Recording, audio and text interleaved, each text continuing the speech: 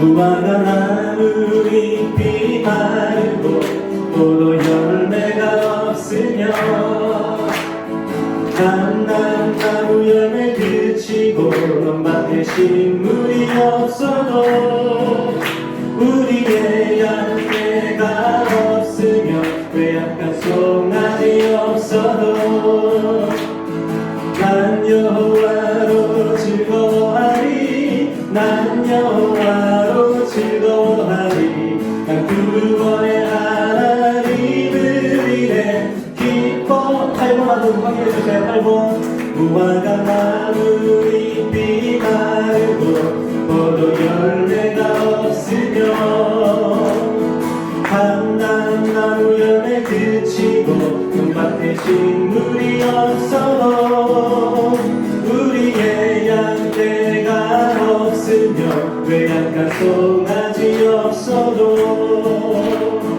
난 여호와로 즐거워하리 난 여호와로 즐거워하리 난 구원의 하나님을 위해 기뻐하리라 무화과 나무잎이 마르고 포도 열매가 없으며 감람나무 열매 그치고 논밭에 식물이 없어도 우리의 양떼가 없으며 외양간 송아지 없어도 난 여호와로 즐거워하리 난 여호와로 즐거워하리 난 구원의 하나님을 위해 기뻐하리라 그날이 도적같이 이를 줄 너희는 모르느냐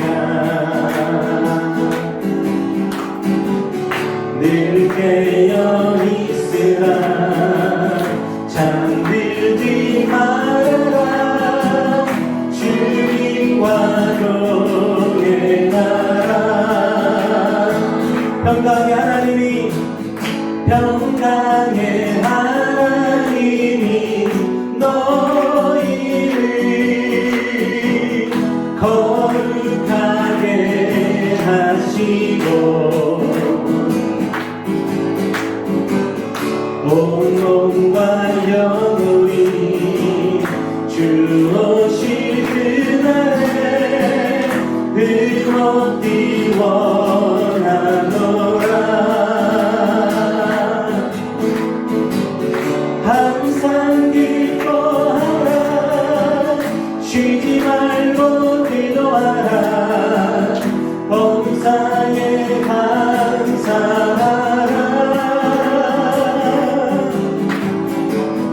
이는 예수 안에서 너희에게 향하신 하나님 뜻이니라 우리 다시 한번 찬양할 때 그날이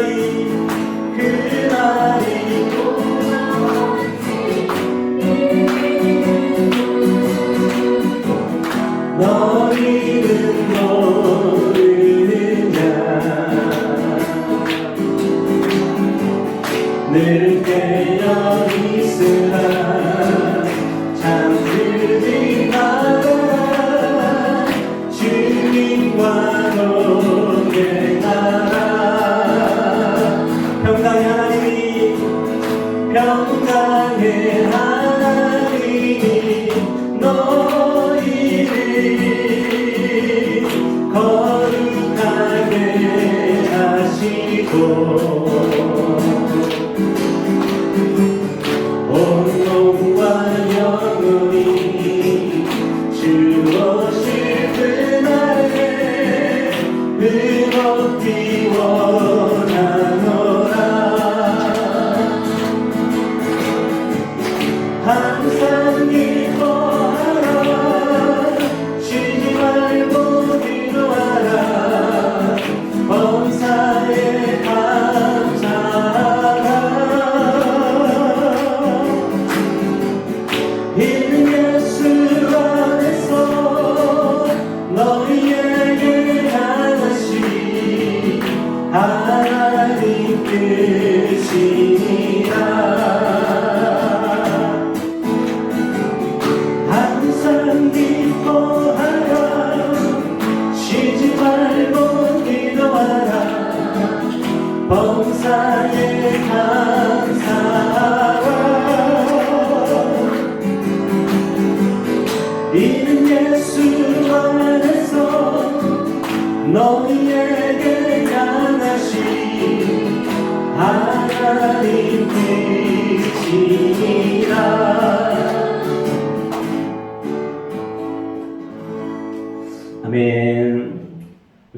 일이 도적같이 일어납니다.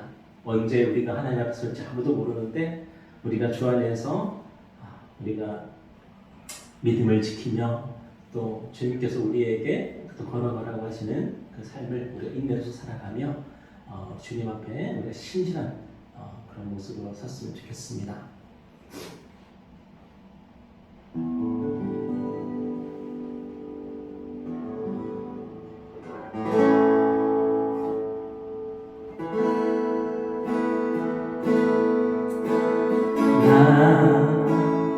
가진 재물 없으나 남이 가진 지식 없으나 남에게 있는 건강이 취하느나 남이 없는 것 있으니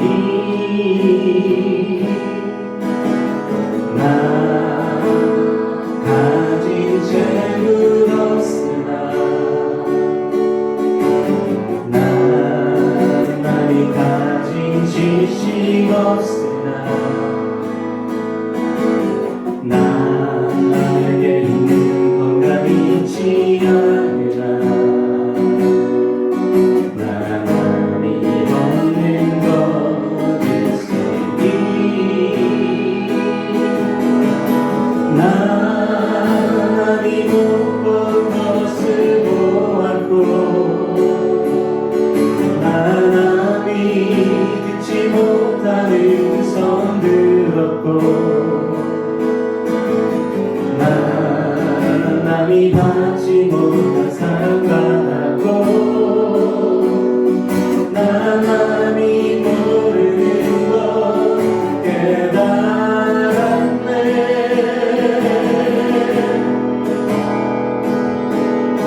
공평하신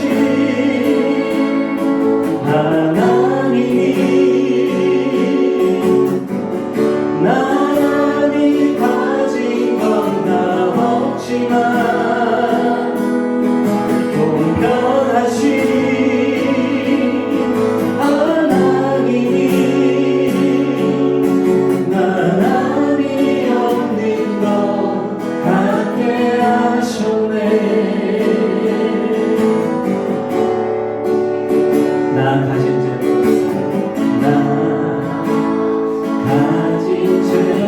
없으나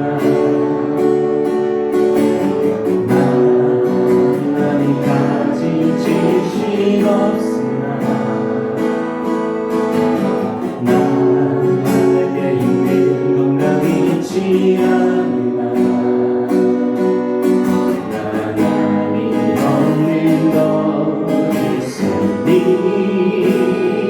나 가진 재물 없으나 가진 재물 없으나 남이 가진 지식 없으나 남에게 있는 건강이 취하느나 남이 없는 것 있으니 남이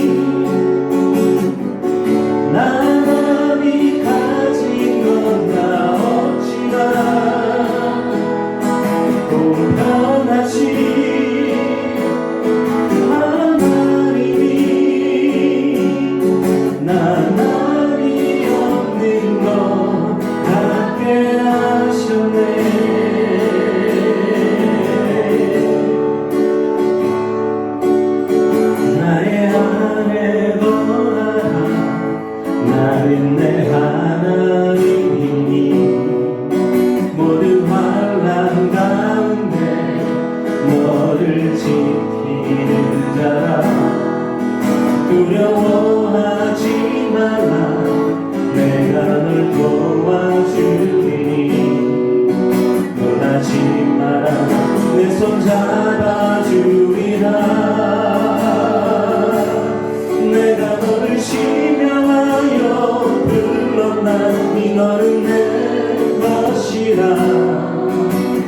내 것이라 너의 하나님이라 내가 너를 보배롭고 존귀하게 여기노라 너를 사랑하는 내 여호와라 나의 안에 거하라 나는 내 하나님이니 모든 환난 가운데 너를 지키는 자라 두려워하지 말라 내가 널 도와주리니 놀라지 마라 내 손 잡아주리라 내가 너를 심령하여 불렀나니 너는 내 것이라 내 것이라 너의 하나님이라 내가 너를 보배롭고 존귀하게 여기노라 너를 사랑하는 내 여호와라 내가 너를 심령하여 불렀나니 너는 내 것이라 내 것이라 너의 하나님이라 내가 너를 보배롭고 존귀하게 여기노라 너를 사랑하는 내 여호와라 공평하신 하나님이 남이 가진 건 나 없지만 공평하신 하나님이 나날이 없는 것 함께 하셨네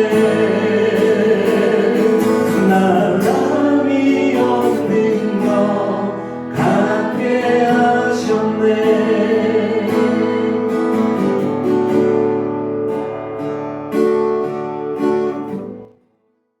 우리가 조금 전에 우리 유혜리 권사님의 이 간증을 우리가 봤는데요. 이 유혜리 권사님의 간증 중에 이런 대목이 있습니다. 우리가 다 이제 제가 다 들려드리진 않았지만 유혜리 권사님이 어릴 적에 마음 가운데 어떤 짐이 있었냐면은 어떤 걸림돌이 있었냐면 어릴 적에 아버지가 항상 자기를 탓했다는 거예요. 그러니까 유혜리 권사님이 탤런트였으니까 영화배우였으니까 아무래도 예쁘지 않았겠습니까? 그런데 그래서 남자들이 막 졸졸 따라옵니다. 그러면은 집에 가서 그 남자들이 막 쫓아왔다고 그렇게 아빠한테 얘기하면은 아버지가 어이구 네가 행동거지가 잘못돼서 그런 거라고 네가 똑바로 했으면 그런 일이 있겠냐고 하면서 그렇게 이 유혜리 권사님을 탓하고 뭐라고 했다는 거예요. 그래서 이 유혜리 권사님은 어릴 적부터 항상 아버지에게 눌림이 있었고 그리고 내가 잘못했기 때문에 내가 잘하지 못해서 무슨 내 문제가 생긴다 그런 식의 강박을 이제 가지게 됐다고 합니다. 그래서 이 유혜리 권사님은 커서도 자기 자신에 대한 그런 정당한 자존감을 가지지 못했다 그래요. 항상 자기 자신이 뭔가 못났고 잘 못했고 뭐 그런 의식을 가지며 살았다 그래요. 그리고 그것 때문에 자기 자신을 학대하고 못 살게 굴었던 그런 면이 있었다는 거죠. 그런데 나중에 유혜리 권사님이 성경 말씀을 통해서 깨달았다는 게 있습니다. 그게 뭐냐면 하나님은 그렇게 말씀하지 않으셨다는 거예요. 아버지는 항상 네가 잘못했어, 네가 못났어 그렇게 말씀하셨는데 그런데 하나님은 성경을 보니까 하나님은 전혀 그렇게 말하지 않더라는 거예요. 하나님은 나를 사랑하시고 나를 귀하게 여기시고 내 모습 있는 그대로를 받아주시더라는 거예요. 그래서 그 성경 말씀을 통해서 아버지의 그 말들, 아버지의 그 어릴 적에 들었던 그 말들에서 벗어날 수 있었다. 그런 얘기를 했습니다. 그러니까 우리의 육신의 아버지는 나를 얽매고 나를 옥죄고 나를 묶어둔 반면에 우리의 참 하나님 아버지는, 우리의 진짜 아버지는 우리를 자유케 하시고 우리에게 참 사랑을 우리에게 선물해 주신 거죠. 여러분, 이 세상에 많은 사람들이 그 비슷한 모습으로 살아가는 것 같아요. 저와 여러분도 마찬가지입니다. 우리는 우리 자신을 사랑한다고 생각하죠? 우리가 사랑하는 거, 우리가 제일 사랑하는 건 우리 자신 아닙니까? 그래서 우리는 우리를 사랑한다고 생각하고 우리가 하는 모든 행동들, 우리가 살아가고 있는 모든 삶의 모습들, 이 모든 것들이 나를 사랑하는 행동이고 나를 사랑하는 모습이라고 우리는 그렇게 생각을 하는데 너무나도 큰 착각이라는 거죠. 우리는 우리 자신을 사랑해서 그것을 하는 것이 아닐 때가 많습니다. 우리는 우리가 하는 그 모든 행동들이 우리를 사랑하는 것이 아니라 오히려 우리를 억압하고 우리를 학대하는 걸 수도 있다는 거예요. 근데 왜 우리가 그렇게 살아가고 있냐면 누군가로부터 그 말을 들었기 때문에 내가 그 행동을 하고 있는 거예요. 이 세상이 그런 기준과 가치관을 가지고 있기 때문에 내가 그 기준과 가치관을 따라 살아요. 그런데 그렇게 살면 나는 안 되는 거거든요. 나는 그렇게 살면 안 되는 사람인데 이 세상이 그렇게 말하니까, 이 세상이 그걸 옳다고 하니까, 사람들이 우리를 그렇게 쫓아가니까 우리가 어떻게 살아요? 우리가 양처럼, 불과 2m 앞밖에 못 보는 양처럼 그것을 우르르 쫓아가는 거예요. 제가 어릴 때 봤던 성장 영화가 하나 있는데 다음에 한번 우리가 다 같이 한번 봤으면 좋겠는데요. 그 성장 영화를 보면은 한 남학생이 자신의 그 남자다움과 용기를 보여주기 위해서 저 높은 곳에서 뭐 밧줄을 메고 뛰어내리는 그런 장면이 나옵니다. 밧줄을 메고 뛰어내렸나 아니면 그냥 뛰어내렸나 모르겠어요. 하여튼 그 호숫가에 뛰어내리는데 근데 그렇게 해야지 진짜 남자라는 거예요. 그렇게 해야만이 네가 용감하다는 걸 증명할 수 있다는 거예요. 그래서 그 친구가 그 높은 곳에 뛰어내립니다. 그런데 뛰어내렸다가 잘못해서 결국에는 부러져서 뭐 척추가 부러졌나 그래가지고 결국 죽어버립니다. 여러분 한번 생각해 보세요. 그 아이가 그 높은 곳에서 왜 뛰어내려요? 그 뛰어내리는 게 자기 자신을 위하는 일인가요? 그것이 진짜 자기 자신이 남자다움을 용감하다는 것을 증명하는 일인가요? 전혀 상관없잖아요. 만약에 우리가 그 아이의 부모라면 우리가 그걸 허락하겠습니까? 그런데 그 친구는 그렇게 친구들의 말을 듣고 친구들이 자기를 놀리는 거거든요, 그거를. 그런데 그 말을 듣고 그 높은 곳에서 막 거기 뛰어내리는 거예요. 자기 자신을 증명하기 위해서. 그렇게 어리석은 일을 하는 거예요. 그런데 우리도 많은 경우에 그렇게 살아가고 있다는 겁니다. 우리가 하는 그 일이 정말로 우리 자신을 위하는 일인가요? 정말 우리가 사랑해서 그 일을 하고 있는 건가요? 우리가 오늘 살아갔던 한 주간의 삶의 모습이 정말 우리를 사랑하는 그런 모습이었나요? 아니면 혹시라도 주변 사람들이 그렇게 말을 해서, 세상이 그렇게 말을 해서 세상의 기준과 가치관을 따라서 우리가 그렇게 살진 않았나요? 세상이 우리를 요즘 16가지 범주로 나누지 않습니까? MBTI라는 것으로. 그렇게 해서 너는 뭐 ENTJ, 너 ESTJ야, 너 INFP야, 너는 ENFJ야. 그러면서 우리를 16가지로 나누잖아요. 그게 세상이 만든 기준이라고요. 그런데 물론 어느 정도 과학적인 면도 있고 어느 정도 타당한 면도 있겠지만 여러분 정말로 우리가 그 16가지 범주 안에 들어가는 사람들입니까? 저도 검사를 해보면은 E, I 차이가 많이 나지 않거든요. S, N 차이가 그렇게 많이 나지 않아요. F, T 차이가 많이 나지 않고요. J하고 P 차이는 조금 납니다. 그런데 그것으로 제가 INFP일 수가 있는 겁니까? 저는 그런 사람인 겁니까? 저는? 그리고 심지어 그 MBTI를 가지고 우열을 매기죠. INFP 16가지 범주 중에서 제일 연봉이 낮은 사람들. 정말 저는 그런 사람이네요. 그런데 그 INFP 중에서 IU 같은 사람도 있거든요. 얼마나 돈을 많이 벌어요, 그런 사람들은. 물론 평균치가 낮다는 거겠지만. 여러분, 그런데 하나님께서 우리에게 바라시는 게 뭐겠습니까? 하나님께서 창조하신, 하나님이 지으신 우리 자신을 우리가 있는 그대로 사랑하는 거예요. 우리 자신을 잘 알아가고, 내가 이런 사람이구나라는 걸 더 알아가고 우리 자신의 가치를 스스로 실현해 나가는 것. 하나님이 그걸 바라지 않겠습니까? 우리가 이런 사람이니까 다른 사람보다 내가 못하다? 이런 사람이니까 다른 사람보다 내가 더 훌륭하다? 하나님께 그런 게 있겠습니까? 오히려 성경을 보니까 하나님은 더 못난 사람을 더 사랑하지 않으셨습니까? 세상이 더 열등하다고 말하는 사람을 하나님께 더 높여주시지 않으셨습니까? 그런데 우리는 어떻게 살아요?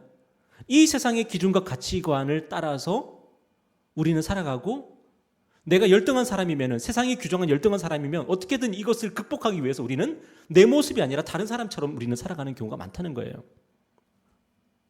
그런데 저는 이 망령에서 우리가 벗어나는 길이 있다고 생각합니다. 그게 뭐냐면, 아까 우리 유일의 권사님처럼 우리가 진리의 말씀을 보면요, 우리는 이 세상의 망령에서 우리는 벗어날 수가 있는 것입니다. 세상이 규정해 놓은, 세상이 짜놓은 그 가짜로부터 우리는 벗어날 수가 있는 겁니다. 그래서 우리가 진리의 말씀, 하나님의 말씀을 붙들고 우리는 살아야 되는 거죠. 오늘 본문에서 우리 주님은 십자가 고난에 대해서 말씀하셨습니다. 제자들은 예수님이 예루살렘에 가셔서 이제는 헤롯을 물리치고 빌라도를 물리치고 로마를 물리치고 이제는 권력을 잡으셔서 이스라엘을 새롭게 하시고 이스라엘을 다시금 온 열방 가운데 뛰어난 나라로 만드실 거라고 생각을 했습니다. 그리고 제자들은 그 일이 일어났을 때에 자신들이 예수님의 오른팔이 되고 왼팔이 될 거라고 생각을 했습니다.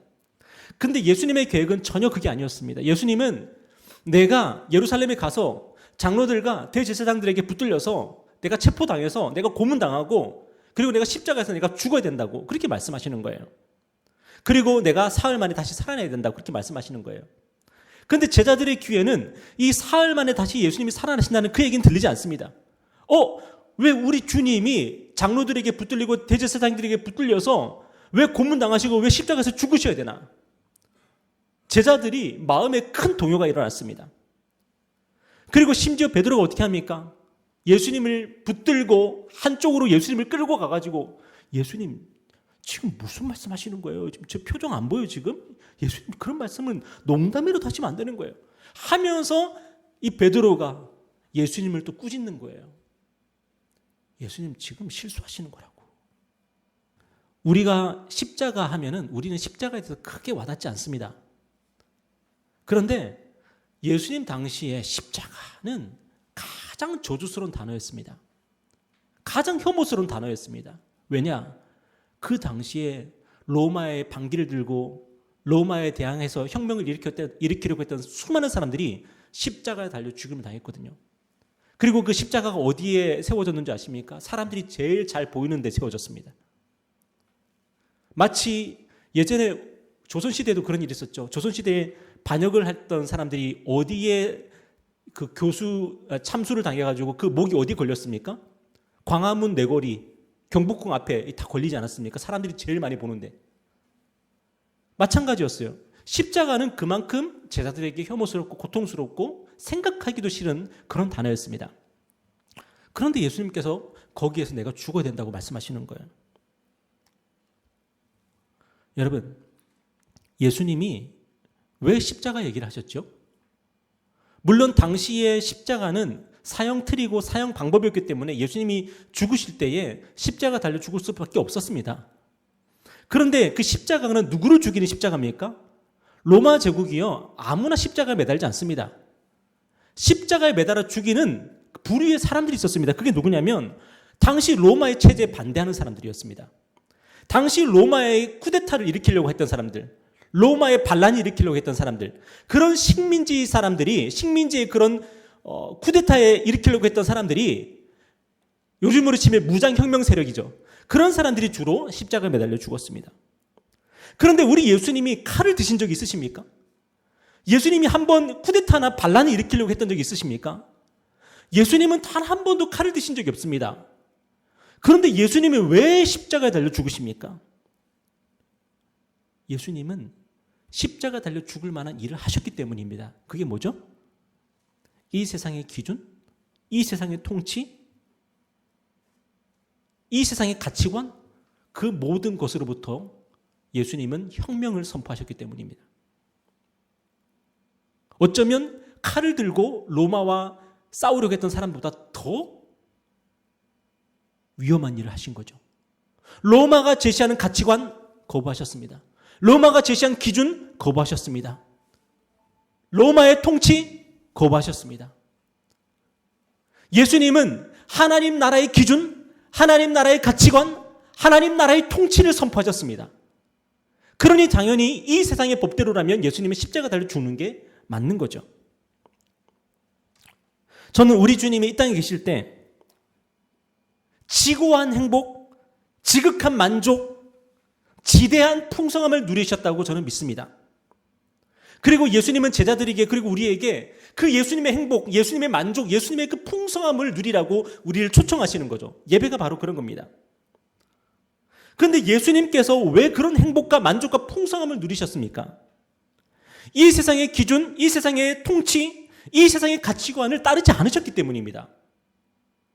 여러분, 이 세상은 세상의 기준을 내세우면서, 세상의 가치관을 내세우면서, 세상의 통치를 내세우면서 우리에게 뭐라고 약속하냐면, 너희가 세상의 가치관과 기준과 통치를 따르면 너희가 행복해질 수 있어 라고 얘기합니다. 그 대표적인 예가 뭐죠? 너희가 이 차를 타면 행복해질 거야. 너희가 이 아파트에 살면 정말 만족할 거야. 너희가 이것을 먹으면 정말 기쁠 거야 라는 식으로 이 세상은 우리에게 오늘도 행복과 만족과 기쁨과 풍성함을 우리에게 약속하면서 뭔가를 하라고 하죠. 그런데 예수님은 그 모든 것을 거부하셨습니다. 그런 예수님이 무엇을 누리셨습니까? 하나님의 사랑을 누리셨고, 하나님의 그 풍성하심을 누리셨고, 하나님이 주시는 모든 좋은 것들을 예수님이 이 땅에서 다 누리셨습니다. 그리고 우리에게 말씀하시는 거예요. 뭐라고? 예수님처럼 그렇게 살라고. 예수님이 가신 그 길을 따라오라고 그렇게 말씀하시는 거예요. 그리고 그게 뭐예요? 예수님이 자기 자신을 온전히 사랑하신 겁니다.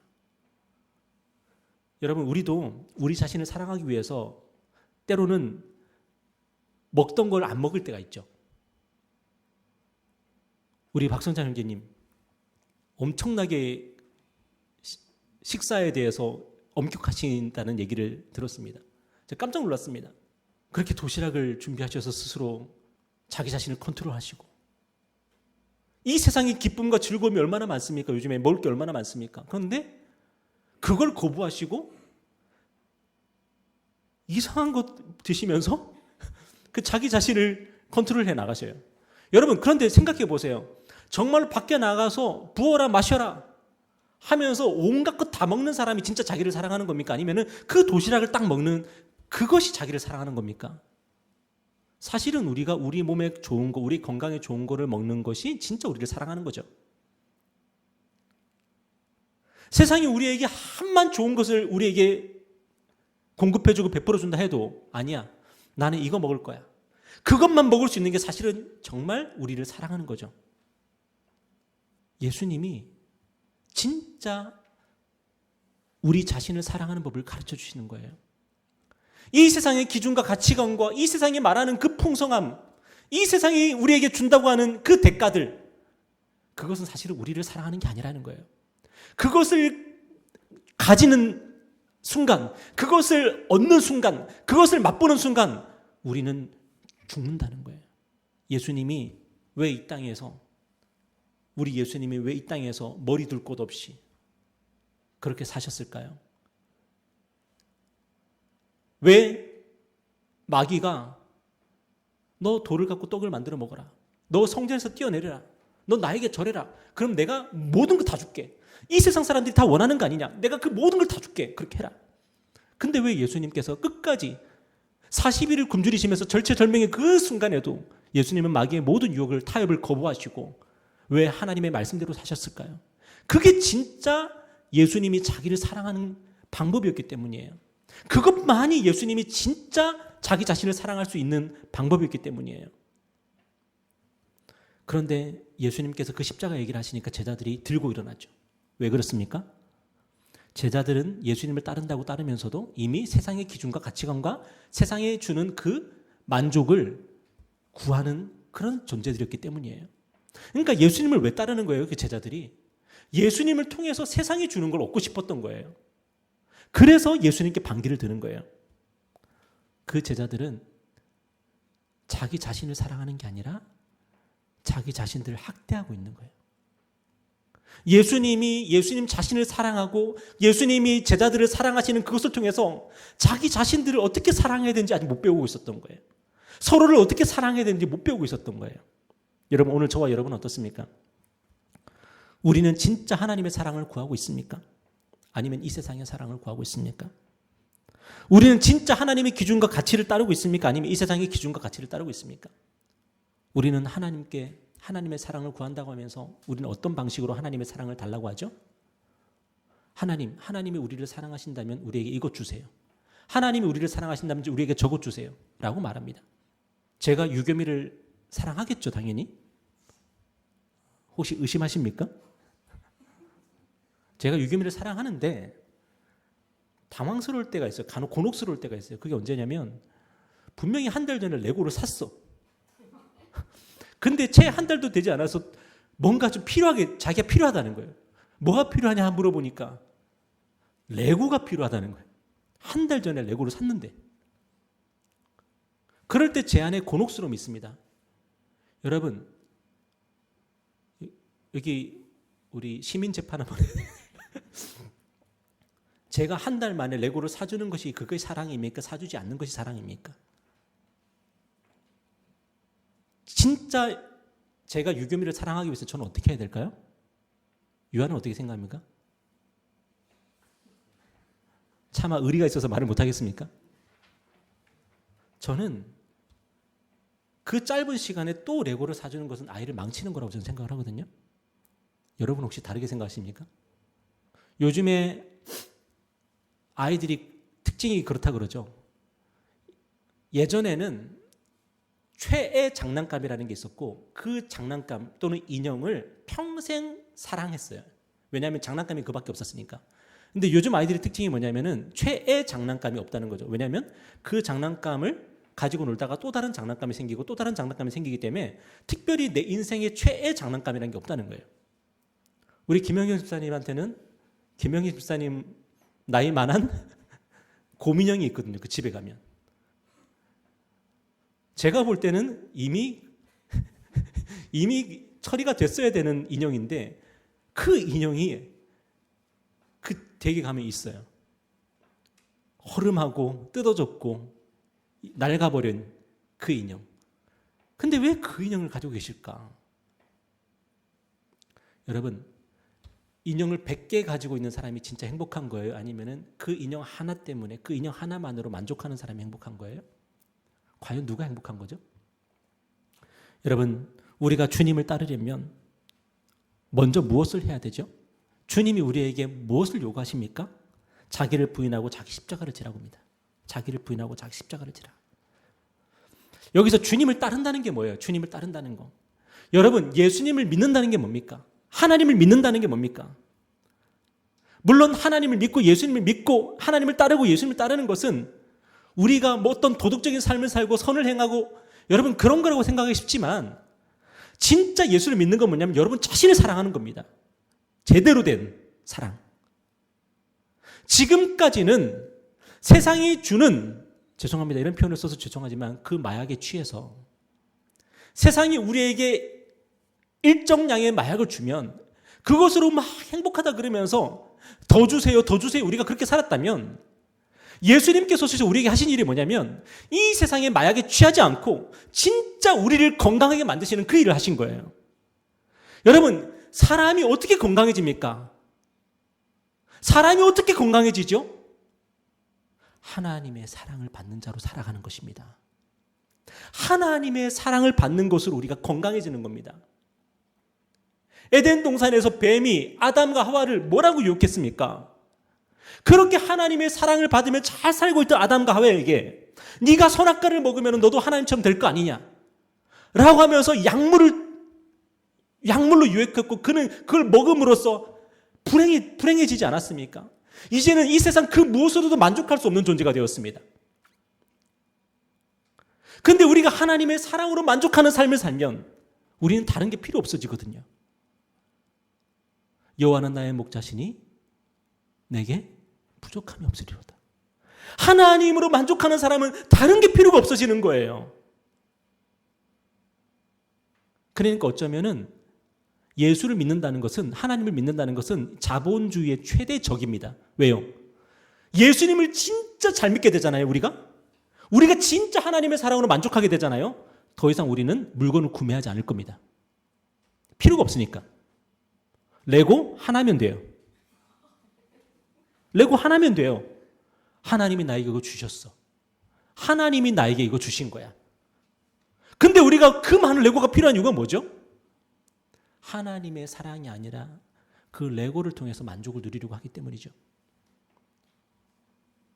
여러분, 오늘 우리가 예배가 끝나면 우리가 한옥집에 가서 우리가 밥을 먹겠지만, 거기서 우리가 정말 맛있는 걸 먹겠지만, 진짜 행복한 사람은 어떤 사람입니까? 밥, 미역국, 김치, 김, 거기다가 뭐 스팸 같은 거 하나 더 있으면 뭐 좋고, 그 밥상으로 만족할 수 있는 사람이 가장 행복한 사람이 아니에요. 우리 박 선장님 제일 행복한 사람이에요. 제가 볼 때. 우리는 아마 박현 선장님이 먹는 그 도시락을 먹으면은 우리는 불만족과 분노와 막 이런 게 생길 것 같아요. 여러분, 하나님께서 우리를 건강하게 만드시는 거예요. 근데 하나님께서 우리를 건강하게 만드시는 방법이 뭡니까? 십자가입니다. 십자가. 이 십자가가 뭐죠? 세상의 기준에서 죽는 겁니다. 세상의 가치에서 죽는 겁니다. 세상이 준다고 하는 그 대가로부터 우리는 죽는 겁니다. 그래서 뭐가 되는 거예요? 세상의 기준 앞에서 우리는 아무런 의미가 없는 존재가 되는 거예요. 세상의 가치관 앞에서 아무런 의미가 없는 존재가 되는 거예요. 세상이 주는 어떤 대가에 대해서 우리는 아무런 의미가 없는 존재가 되는 거예요. 그러면 우리는 어떤 존재가 되는 거죠? 내게 부족함이 없으리로다. 내게 부족함이 없으리로다. 왜요? 하나님이 우리의 아버지시니까. 하나님이 우리 아버지시고 하나님이 우리를 사랑하신다는 그 사실 앞에서 모든 것이 다 채워지는 사람은 이 세상이 더 이상 필요가 없는 거예요. 그제서야 우리는 뭘 할 수 있어요? 다른 사람을 사랑할 수가 있는 거예요. 여러분, 우리가 왜 싸우죠? 왜 부부싸움을 하죠? 왜 우리가 이웃들과 싸우죠? 여러분 안에 결핍이 있기 때문 아닙니까? 내가 당신의 사랑을 원하는데 당신이 나의 필요를 채워주지 않았어. 이러면서 싸우는 거잖아요. 내 안에 결핍이 있기 때문에 우리는 싸우는 거잖아요. 내게 부족함이 너무 많으니까 그래서 싸우는 거잖아요. 그런데 하나님의 사랑으로 만족하고 하나님의 기준으로 만족하고 하나님의 가치관으로 만족하는 사람은요, 더 이상 싸울 이유가 없는 거예요. 왜냐하면 나에게는 더 이상 아쉬울 게 없으니까. 그리고 나의 그 여유로움을 다른 사람과 나누며 사는 거죠. 그게 사랑 아닙니까? 이 세상은 서울대 가야 행복해진다고 말합니다. 그것을 믿으면요, 불행할 수밖에 없죠. 서울대 못 가서 불행하고요, 서울대 갔는데 아무것도 없어. 내 삶이 여전히 불행해. 그래서 또 불행한 거예요. 그런데 우리 주님은 우리에게 십자가를 지라고 합니다. 뭡니까? 서울대 가라고 하는 그 말을 거절하라는 거예요. 왜 서울대 가야 되냐는 거예요. 공부는 뭐하러 하는 거죠? 서울대 가기 위해서 공부하는 겁니까? 아니잖아요. 우리가 성장하기 위해서 공부하는 거잖아요. 하나님께서 우리를 이렇게 만들어 놓으셨는데 우리를 하나님이 만드신 그 쓰임새에 맞게끔 우리가 잘 살아가기 위해서 공부하는 거 아닙니까? 멋지게 살려기 위해서? 근데 우리는 서울대 가기 위해서 공부한다고 생각해요. 세상의 기준과 가치관 앞에서 우리는 굴복해버리는 거예요. 그러니까 평생 불행한 거예요. 우리 주님이 뭐라고 말씀하셨습니까? 솔로몬이 누린 모든 영광이 들의 백합화가 누린 영광보다 못하다 그럽니다. 무슨 말입니까? 솔로몬이 행복했을까요? 이 땅을 살아가면서? 솔로몬이 그렇게 지혜와 지식이 많고 그렇게 많은 아내들이 있었고 그렇게 많은 부귀영화를 누리며 살았는데 솔로몬이 만족했을까요? 못했을까요? 솔로몬이 전도서에서 뭐라고 말해요? 헛되고 헛되고 헛되고 헛되니 모든 것이 헛되도다 그러잖아요. 그렇게 많은 여자들을 내가 안아봤고, 그렇게 많은 금은보화와 재물을 얻어봤고, 그렇게 많은 영광과 명예를 내가 누려봤는데 아무것도 없다라는 거예요. 그 솔로몬을 비우는 존재가 뭐라고요? 들의 백합화래요. 야, 나는 이렇게 들의 백합화 한 송이로 펴 있는데 하나님이 나에게 주시는 그 사랑으로 다 나는 채우며 살았는데 너는 뭐하고 살았니 그동안? 그런다는 거예요. 오늘도 사람들은 자기 목숨을 구원하고자 발버둥칩니다. 어떻게 해요? 성적 올라야 되는데, 성적 올라야 되는데, 돈 많이 벌어야 되는데, 돈 많이 벌어야 되는데, 오늘은 뭐 맛있는 거 먹을까, 뭐 맛있는 거 먹을까. 그런데 우리 주님이 뭐라고 말씀하십니까?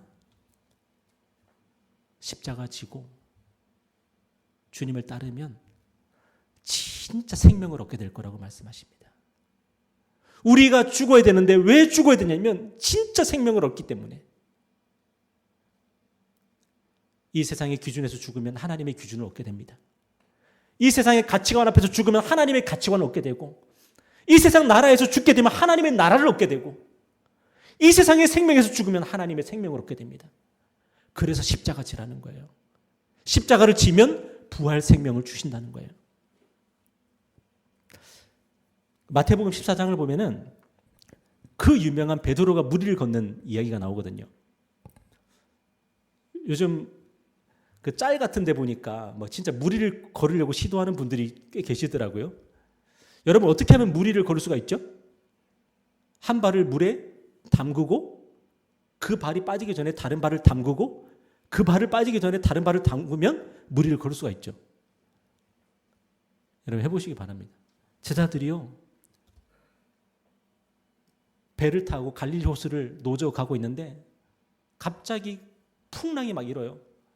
풍랑이 일어서 막 배가 막 요동을 쳐요. 여러분 그 장면을 잠깐 보시겠습니다.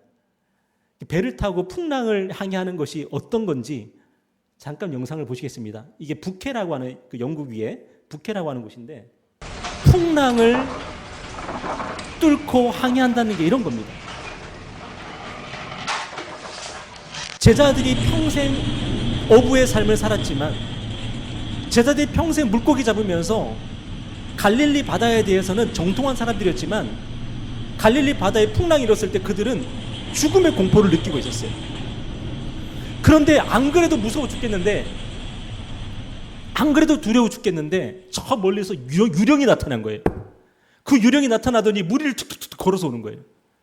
그거 보면서 제자들은 이제 기겁을 했죠. 이제 우리가 진짜 죽나 보다.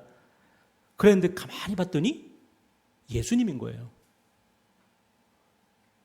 너무 놀라고 또 한편으로는 얼마나 안심이 됐겠습니까? 베드로가 오늘 마태복음 14장 28절에 보니까 베드로가 대답하여 이르되 주여 만일 주님이시거든 나를 명하사 무리로 오라 하소서 하니, 오라 하시니 베드로가 배에서 내려 무리로 걸어서 예수께로 가되, 풍랑이 이는 그 갈릴리 바다를, 그 갈릴리 호수를 거기서 견뎌내는 것도 힘든데 베드로가 예수님을 보자마자 저도 걸어가게 해주십시오 그런 거예요. 그때 예수님 뭐라 그래요? 오라. 여러분 저는 오늘 설교를 준비하면서 예수님께서 베드로가 저도 무리를 걷게 해주십시오 할 때에 예수님의 마음이 얼마나 기뻤을까? 왜요? 그 풍랑, 저 풍랑 보셨잖아요. 그 풍랑 속에서 내가 그 바다로 뛰어든다는 것은 말이 안 되는 거 아닙니까? 그런데 베드로가 예수님을 보고 나도 여기를 걸어가게 해주십시오 그런 거예요. 이게 어떻게 가능하냐는 거예요. 예수님이 그 말을 듣고 얼마나 기쁘셨을까? 베드로가 나를 믿고 이 무리를 걸어오는구나. 그런데 베드로가 어떻게 합니까? 잠깐 예수님 바라보고 걷다가 풍랑을 다시 바람이 이니까 그거 보고 다시 빠져버리죠. 여러분 오늘 저와 여러분이 왜 예수를 믿어도 예수를 믿는 그 능력을 경험하지 못하는지 아십니까? 이 험한 세팍 가운데 우리 인생의 배가 막 흔들릴 때에 그때 그 무리를 걷고 있는 예수님을 보질 않는 거예요. 여러분의 인생이 얼마나 힘들어요. 여러분의 인생이 얼마나 고달파요. 그런데 이미 예수님은 우리 인생이 그렇게 힘들고 고달플 때 그 풍랑 위를 이미 걷고 계시는 거예요. 예수님이. 그 풍랑을 이기고 계시는 예수님이에요. 근데 우리가 그 주님을 바라보지 않으니까 죽을 것 같은 거예요. 근데 우리가 주님을 바라보고 말씀을 우리가 묵상하고 할 때 어떤 일이 벌어지죠? 이 풍랑을 지배하시는 분이 계시는구나. 바로 우리 예수님이시구나. 그 예수님을 바라볼 때에 우리의 험한 세팍 같은 우리의 인생이 우리에게는 뭘로 느껴져요? 바위 위를 걷는 것처럼 느껴지게 되고 반석 위를 걷는 것처럼 느껴지게 된다니까요. 그러다가 우리가 예수님을 바라보다가 잘 가다가 또 바람을 바라보면 또 빠지게 되는 거죠. 예수님 바라보는 것밖에 방법이 없습니다. 왜요? 예수님은 십자가를 지시고 그 죽음을 이기고 부활하신 예수님이거든요. 풍랑을 이기고 부활하신 예수님이거든요. 이 세상을 이기고 부활하신 예수님이거든요. 그 예수님이 우리를 건지실 수 있고 우리의 풍랑 같은 인생을 반석 같은 인생으로 만드실 수 있는 거예요. 말씀 맺겠습니다. 마태복음 6장 25절 다 같이 읽겠습니다. 시작. 그러므로 내가 너희에게 이르노니 목숨을 위하여 무엇을 먹을까 무엇을 마실까 몸을 위하여 무엇을 입을까 염려하지 말라. 목숨이 음식보다 중하지 아니하며 몸이 의복보다 중하지 아니하냐. 여러분의 목숨 중요하죠? 그죠? 우리의 목숨보다 중요한 게 어디 있습니까? 근데 사람들이 그 목숨을 위하여 뭐하고 살아가요? 무엇을 먹을까 무엇을 마실까 걱정하며 산다는 거예요. 몸을 위하여 뭐하고 산대요? 무엇을 입을까 염려하고 산다는 거예요. 그런데 우리 주님은 진짜 우리가 목숨이 중요하다면, 진짜 우리의 몸이 중요하다면 십자가 져야 된다는 거예요. 십자가 지면 우리의 목숨이, 우리의 생명이 풍성해지는 것을 경험하게 된다는 거예요. 간혹가다 디톡스 하시는 분 계시죠? 디톡스 하시면서 몸에 있는 그 해로운 독소들을 다 빼시고 하시는 분 계시지 않습니까? 왜 그렇습니까? 그거 하고 나면 우리 몸에 독소가 빠지면서 염증 수치가 확 줄어들게 되죠. 그죠? 우리가 맨날 피곤하고 막 이런 이유가 뭐예요? 저도 얼마 전에 알았습니다. 제가 막 왜 이렇게 피곤할까? 왜 이렇게 졸릴까? 많이 먹어서 그렇더라고요. 제가 그 음식물들을 감당을 못하는 거예요. 그 음식물들이 제 속에 들어와서 소화가 되고 하는 그 모든 과정에서 독소들이 나오고 하면서 제 몸이 그걸 감당을 못하는 거예요. 결국 제가 사는 법이 뭐예요? 극단적으로 얘기해서 제가 살기 위해서 저는 금식을 해야 되는 거예요. 먹지 않아야 되는 거예요. 그래야 제가 사는 거거든요. 예수님이 왜 우리에게 십자가 지라 그래요? 이 세상에 너무나도 많은 독소들을 우리가 먹어서 우리의 몸의 염증 수치가, 영적인 염증 수치가 너무 올라가 있다는 거예요, 지금. 그런데 진짜 우리가 살고 싶으면은 예수님 죽음을 이기고 죄를 이기고 부활하신 그 예수님 믿고 한번 예수님처럼 십자가 지고 예수님 따라가라는 거예요. 이 세상 가치관 거절하고 이 세상 기준 거절하고 이 세상이 우리에게 준다고 약속하는 그 풍요로움 거절하고 예수님 따라서 하나님의 나라를 추구하면서 살아보라는 거예요. 그때 우리의 삶에 뭐를 약속하셨어요? 진짜 생명을 약속하셨어요. 진짜 풍성함을 약속하셨어요. 우리가 바라는 그 삶, 그 삶을 살아갈 수 있도록 도와주시겠다고 약속하십니다. 여러분, 오늘 저와 여러분 혹시라도 인생에 하나님께서 인생의 디톡스를 우리에게 하는 그런 분이 계실지도 모르겠습니다. 그동안 너무 많이 먹고 있었는데 하나님께서 먹지 못하게 딱 막으시는 이유가 있어요. 독소를 다 빼라는 거예요. 독소를 다 빼야지 드디어 우리가 말씀을 읽고 우리가 말씀대로 우리가 제자의 삶을 살아갈 수 있기 때문입니다. 오늘 저와 여러분 하나님께서 디톡스 하자 그러실 때에 죽을 것 같아요. 이러다가 죽는 거 아니에요? 아니고 하나님이 우리를 살리십니다. 그 하나님의 생명을 여러분 선물로 얻는 그런 복된 인생 되시기를 축복합니다. 우리 기도하겠습니다.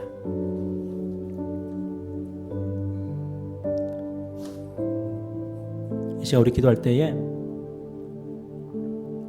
하나님, 십자가는 우리를 죽이는 것 같지만 사실은 십자가가 우리를 살리는 것임을 고백합니다. 우리 예수님, 하나님 나라의 통치, 하나님 나라의 가치, 하나님 나라의 기준을 구하시면서 십자가에서 죽으셔서 부활하시는 것을 보여주셨습니다. 오늘 우리에게도 나를 따라오라고 말씀하십니다. 죽지 않을 거야. 내가 너희를 살릴 거야. 말씀하십니다. 오늘 우리가 이 세상에 주는 그 모든 해로운 것들 거절하고 우리가 영적인 디톡스를 할 수 있도록 도와주시고 우리의 모든 해로운 것들, 독소들을 다 빼고 우리가 건강한 모습으로 주님을 따르며 주님을 섬기며 또 세상을 섬기는 삶을 살 수 있도록 도와주시옵소서. 우리 함께 기도하겠습니다.